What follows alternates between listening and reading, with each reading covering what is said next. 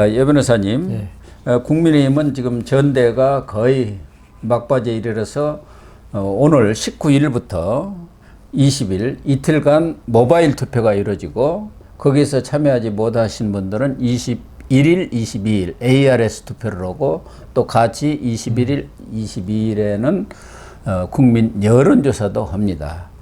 그런데 뭐 그동안 언론에서도 여러 차례 우려 목소리가 나왔는데 전대 자체가 컨벤션 효과는 커녕 자폭 전대다, 예. 자해 전대다, 분열 전대다, 분당 전대다 이런 말들이 지금 나오고 있지 예. 않습니까? 이 네 후보 간에 치열한 각축전이랄까 격전을 벌이면서 어떻게 보면은 나와서는 안 될 사안들이 많이 터져 나왔어요.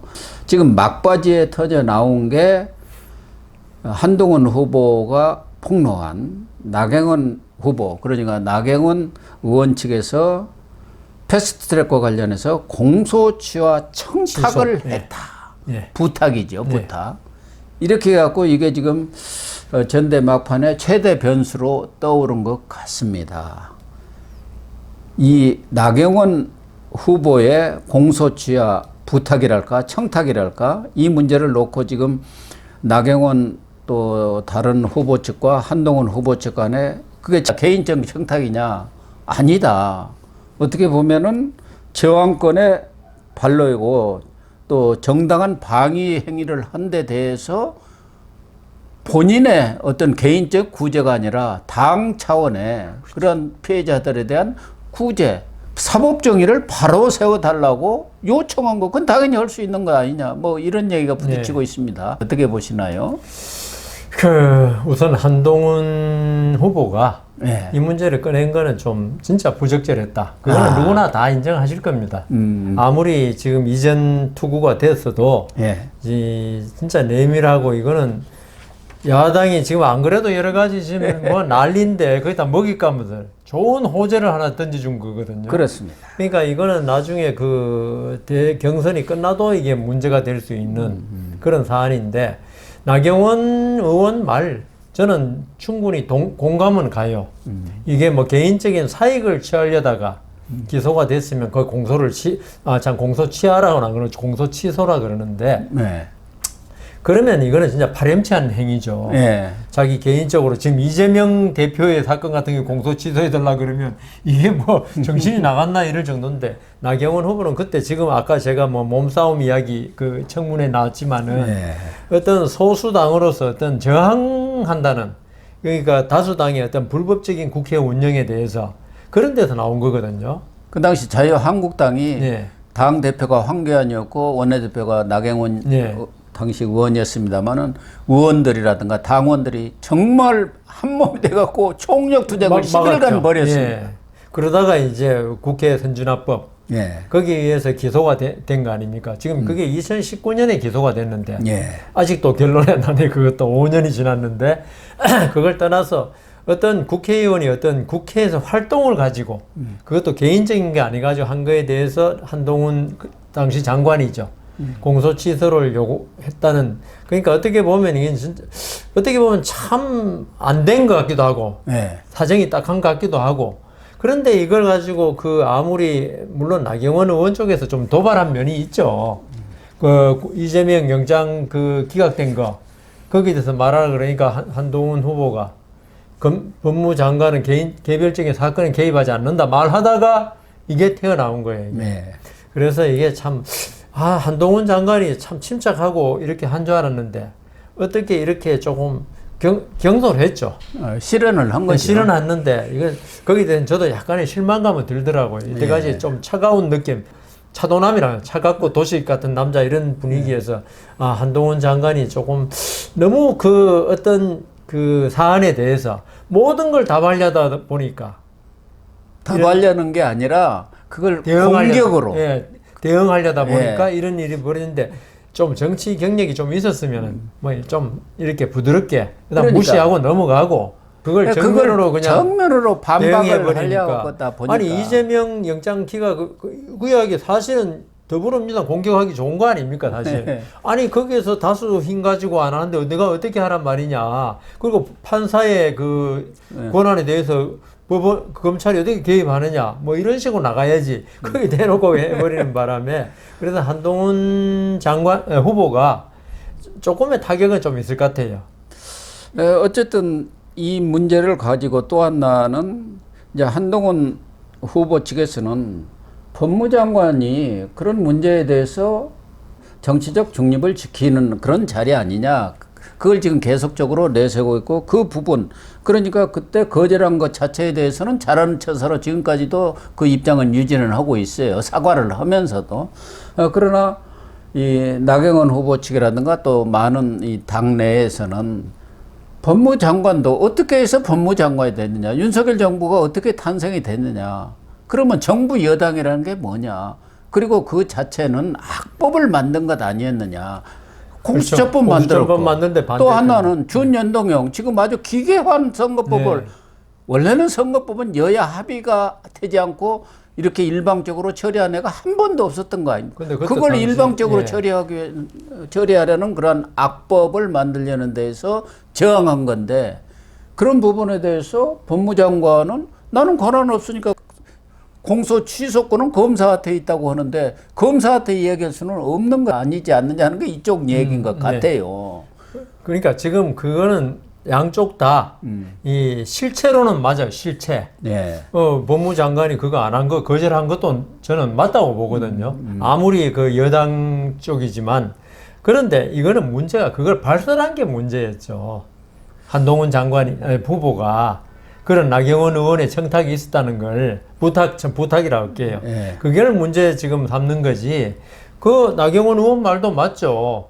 공소 취소 이야기를 많이 했다면 한 거는 맞는 것 같아요. 그죠? 부인하는 거 아무도 없는 거 보니까. 그거를 취소를 해야 한다. 헌정질서를 물란한 네, 행위니까. 그러면은 법무장관이라는 것은 어떤 개별적인 사건에 대해서 뭐 관여를 할 수가 없지만 개별적인 사건도 검찰총장을 통해서 얼마든지 할 수가 있는 거고 법무장관이라는 것은 장관이면서 또 국무위원으로 정무적 판단을 하는 자리라 여기가 아닙니까? 그렇죠. 인사권도 갖고 네. 있고 그런 것을 통해서 네. 그 문제에 대해서 내부에서도 의견을 한번 제시할 수도 있고 그것을 명령이 아니고 얼마든지 논의를 해볼 수 요청. 있는 것 아닙니까? 네. 그렇죠. 검찰 측한테 그렇죠. 이런 요청이 왔는데 이게 어떠냐. 공소 취소가 맞느냐? 네. 이런 것을 얼마든지 하는 그렇죠. 게 장관 자리 아닙니까? 네. 그러라고 장관을 시키는 거 그러니까요. 아니에요? 제가 드린 말씀이 나경원 의원 측에 그 말이 틀린 게 전혀 아니라니까요. 예. 그리고 한동훈 장관이 거절한 것도 자기 어떤 정무적 판단에 의해서 그것도 맞고 다만 이번에 그게 말이 나온 게 잘못이라는 거죠.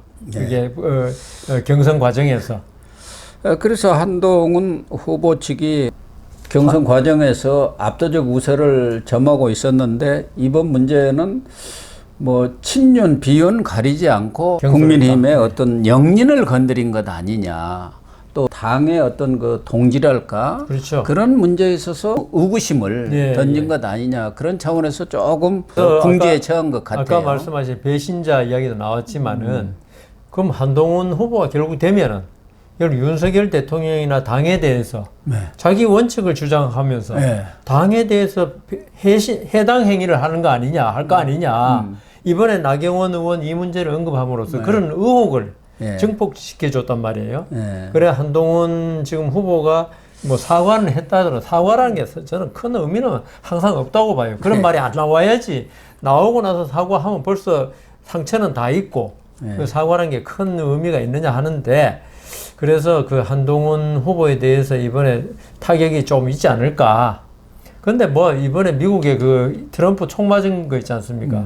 그 총 맞아도 이미 그 고정된 민심은 변하지 않더라고요.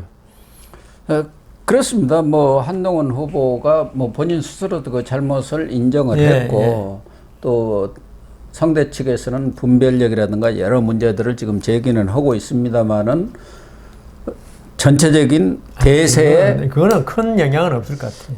다만 이번 문제로 인해서 경우에 따라서는 1차에서 아, 판가름이 날 수도 있는데 50%가 안 넘을 수도 있지 그거는 않느냐. 할 수 있겠죠. 그건 영향이죠. 그렇죠. 50% 넘느냐 안 넘느냐. 49%냐 50%냐 결선 투표로 가는 것은 상황이 전혀 달라질 수도 있기 때문에 그게 문제인 거죠. 결선 그걸 다음에 지금 나머지 세 후보의 예. 지지층이 합쳐지면은 예. 또 이런 모르는 분위기라는 게 확 바뀔 그렇죠. 수도 있기 때문에 왜냐하면 그래서 문제인 그게 거죠. 무서운 게 지금 7, 80% 아니었습니까? 국민의힘 네. 지지자. 네. 근데 그게 50%가 만일이 안 된다. 이러면 분위기가 아니네. 이렇게 나와버리면 한동훈 후보도 전혀 안심할 수 없는 결선에서는 그 얘기를 지금 분석가들은 내놓고 있는 것 아닙니까? 그렇지 않았더라면은 그런 말실수가 없었다고 한다면은 거의 뭐 여유 있게 1차에서 통과해가지고 1차에서 예. 결론이 나지 않겠나 했는데 경우에 따라서는 이번 영향으로 이것은 뭐 친윤 비윤을 가리지 않고 이거 잘못된 거다, 이건 실망이다 하는 사람들이 너무 많기 때문에 경우에 따라서는 1차에서 결론이 안 나고 결선까지 갈 수도 있고 그렇게 되면은 또 상황이 어떤 그렇죠. 변수가 생길지 모른다 이런 얘기가 나오고 있는 거 아닙니까? 그 심지어 저도 한동훈 후보에 대해서 어떤 지지적인 발언도 많이 했는데 저도 마찬가지죠. 네, 이번에 이 그 나경원 의원 공소 취소 발언 이걸 보고 윤석열 대통령이 왜 정치 경험이 없이 대통령 돼가지고 지금 많은 시행착오를 겪었지 않습니까? 네. 그러면서 한동훈 후보도 마찬가지가 아닐까 좀 불안감이 좀 가더라고요. 특히 어제 KBS라든가 이런 쪽에서 양승태 대법원장이라든가 또 이 사건에 대한 기소 이런 문제가 나왔을 때 자꾸 대통령을 끌어들이더라고요. 그때 기소 책임자 또 수사 그 책임자가 대통령 아니었냐? 검찰총장 윤석열 그 밑에서 자기는 이랬다 그러니까 그럴 하니까 필요가 없는 상대 건데. 쪽에서 대통령을 왜 또 끌어들이냐. 그 한동훈 후보가 조금 이런 면에서 조금 아직 실수를 예. 좀 많이 하네요. 끌어들일 이유가 전혀 없잖아요. 네, 그 자기 책임으로 그러니까 해서 오히려 그럼 산뜻하게 깨끗하게 보이고 예. 아주 멋있게 보일 건데. 수사는 열심히 했고 우리는 우리대로 그 기소를 당시의 했지만 상황에서 그럴 수밖에 무죄가 나온 없었다. 것은 그건 재판에서 이루어진 일이니까 예. 그건 참 안타깝게 생각한다든가 그러니까. 유감이다 하면 맞습니다. 끝날 일인데 대통령이 그때 수사했습니다 하니까 그것도 조금 그러게요. 그렇더라고요. 듣는 입장에서는 그런 부분들이 아무래도 정치가 이제 초년이다 보니까 좀 뭐랄까 능수능란한 예. 면이랄까 내공이 조금 덜 저는 쌓여졌구나 하는 느낌을 아직 주었어요. 검사의 때를 못 벗었다. 예. 그런 느낌이 듭니다. 검사들은 왜 뭐 하나하나 다 대답을 해줘야 되잖아요. 그렇습니다. 하나하나 다 물어야 되고. 그러니까 나경원 후보나 이런 분들이 아직도 검사 같은 모습을 하고 있다 그 얘기를 제가 하고 검사 출신 변호사님 한 분하고 저하고 그 어떤 사건 하나를 변호하는데 너무너무 디테일하더라고요. 예. 그래가지고 뭐 정의신문이 아침 10시부터 밤 9시까지 한 적도 있는데 그 정도로 검찰들이 어떤 전체적인 그림을 보는 것보다는 아주 디테일한 걸 갖다가 잘 살피고 그걸 공격의 소재로 삼는 걸 잘하더라고요. 예. 판사는 딱 꼬투리 잡아내가지고 그걸 탁 파고 들어가죠. 그래가지고 피의자를 확 휘어잡고 아마 그 한동훈 후보도 좀 시간이 좀 지나야지 좀 정치인 같아지지 않겠나 이런 생각이 드네요. 그렇습니다. 아마 많은 사람들이 이제는 국민의힘도 새로운 리더십이 이렇게 들어서는 것이 바람직하고 그것이 당을 계획하는데 도움이 되지 않겠나 그런 차원에서 한동훈 후보에 대해서 대세론을 형성해 왔던 것 아니겠습니까? 그러나 한동훈 후보가 당대표가 되더라도 그런 후유증, 갈등 이런 것들을 지금 걱정하는 것 아니겠습니까? 윤석열 대통령도 어떻게 보면 또 강한 분 아닙니까? 거기다가 원칙주의자에 둘 다 마찬가지예요. 이렇게 부딪히는 경우 과연 당정이 잘 화합해 가지고 이 거야를 대응해 나갈 것인가 그런 부분에 대한 우려가 있는 오늘 것이 보니까 사실이거든요. 그 조선일보에 박성민 시사평론가 네. 그 네 가지 시나리오를 했는데 자기는 분당되고 끝날 가능성이 제일 많다는데 한 표 던진다 해놨더라고요. 뭐 분당이야 되겠습니까? 그렇게 되면은 정말 이거는 진짜 파국이죠. 파국이죠. 그런 면에서 한동훈 후보가 이번 경선 과정을 어떻게 보면 지난번 총선을 치렀다고 하지만 그건 뭐 자기가 치른 거 아니고 이번에는 본인이 치른 겁니다. 그때는 예비고사고 예. 이건 본고사입니다. 이번에 아마 느낌이 많이 배울 왔을 겁니다. 많이 배웠을 머리 거예요. 좋은 사람이니까 이번에 아까 그 나경원 의원과의 문제도 그렇지만은 사과도 빨리 하면서 그 정치가 그렇게 만만하지 않구나. 왜 검찰 출신들이 정치에 입문은 잘하는데 입문해가지고 잘 못하느냐. 그게 좀 일방적인 게 있습니다. 네. 판사는 이 재판할 때 양쪽 말을 다 들어보고 그다음 중간적인 입장에서 판단하고 조정하고 타협을 시키는데 검사는 그렇게 하면 안 돼요. 예. 그러면 기소를 못 해. 무조건 자기 입장만 딱 세워놓고 거기에 피의자를 갖다 몰아넣는 그리고 자기가 정의의 기준이고 피의자는 나쁜 사람이다.